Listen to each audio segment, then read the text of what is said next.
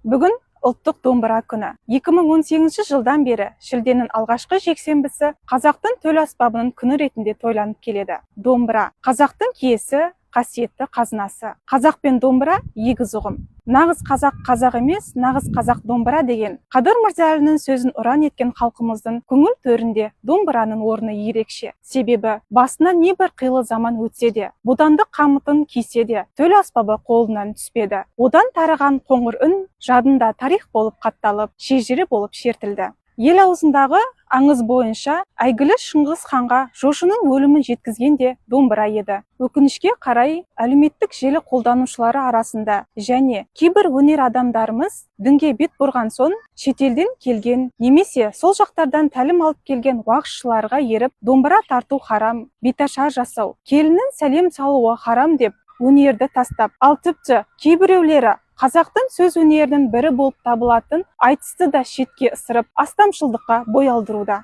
Осындай жансақ пікірлердің орын алмасы үшін Қазақстан мұсылмандар діни басқармасы арнайы мәлімдеме жасап, онда сан ғасырлардан бері ислам дінін ұстанып келе жатқан қазақ халқының ұлттық аспабы домбыра арқылы ән, терме толғау шырқап, адамды имандылыққа, ізгілікке, адамгершілікке, отанды қорғауға, ата-анамызды қадірлеуге шақыру мақсатында айтылған әнге рұқсат. Ал адамға жаман ой тастайтын, әдепсіз іске үндейтін ән айтуға шариғатымыз тыйым салынған. Ұлттық құндылықтарға қарсы келу дұрыс емес екендігін мәлімдейміз делінген. Атадан қалған баға жетпес мұрамызды жас ұрпақ өз деңгейінде құрметтеп, келер буынға аманат етсе, нұр үстіне нұр болмақ.